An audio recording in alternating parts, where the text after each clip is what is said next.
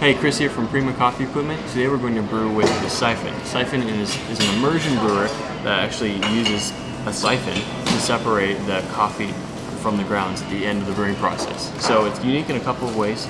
For one, it's a full immersion brewing method, which means that the coffee and the water, both of those are in full contact the entire time. It also uses a cloth filter usually. Right now I'm actually using a metal filter for the Siphon, which is pretty new. But most commonly you're going to use a cloth filter for Siphon, which offer a really clean, though still oily and flavorful cup. So we're going to need a few things to get going. First, the full Siphon apparatus here comes with a burner, either alcohol or butane. The lower bowl on the stand, then with the top bowl, and there's the metal filter right inside. They all have a sort of spring attachment with the metal frame that you wrap either the paper or the cloth or the metal filter around, and that goes right inside with the spring attached in that lower chute. A couple of other things you're going to need: a thermometer just to keep track of the water temperature, some ground coffee. I'm using a ratio of 1 to 15, that's coffee to water, so this is 27 grams of ground coffee, and I'm using about 400 grams of water, which is inside the lower bowl.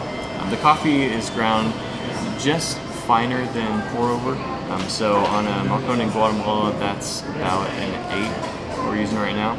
You're also going to need a scale to measure these things, and then something to stir with. So the whisk I'm going to use throughout the brewing process. So once the water is nice and hot, you're going to plug up that top chamber. I do recommend heating the water with an external source before putting it in the lower chamber.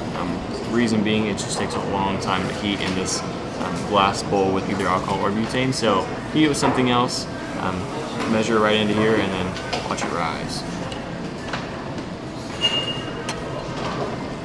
I'm going to start to measure this top temperature here. We're sitting right above 200 degrees, which is pretty close to what I want. If I want to lower that temperature at all, I can actually just sort of stir the topmost bowl quite a bit. If I needed to increase the temperature, I would just put the lid on. So it's right about where I want it, but let's check that out again. Yeah, it's right around there. Give it one more stir. And here I'm going to add all of our coffee at once, and right as I do that, I'm going to start our timer. There we go.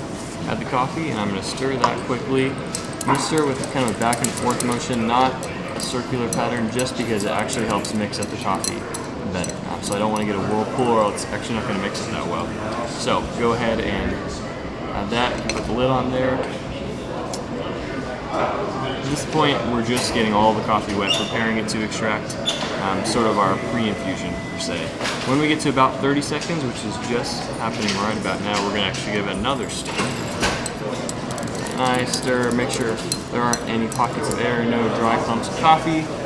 Put that back on. And we're going to finish this up right when I pass about the minute mark. So right after a minute, what I'm going to do is remove the heat source, and it's pretty cool what happens right there. Coming up on a minute. Give it one more stir, and then remove that heat. And at this point, the change in temperature in the lower bowl is actually going to result in a change of pressure, which is going to pull everything from the top down. That's where you're actually pulling the slurry, the coffee and water mixture, through the filter and down into the lower bowl. Or at that point, you just have the filtered coffee, no big chunky grounds in there. Now with the grind setting and the temperature that I'm going for, I'm going to be shooting for a brew time right around maybe a minute 45, maybe up to 2 minutes total, and that includes from when you first add the coffee to when it is completely drawn out at the bottom. And now if it's done correctly, ideally you want to see a really even cake in the middle. Sometimes a dome is nice too, but if you have that really evenly distributed cake, not this rocky texture, then you're going to it's drawn down pretty evenly, and that also means you're getting some good cake extraction, or cake filtration rather, in there, which is a really efficient way of filtering coffee with coffee itself. At that point, we can rock off that top chamber, use the lid as a stand, go ahead and serve it.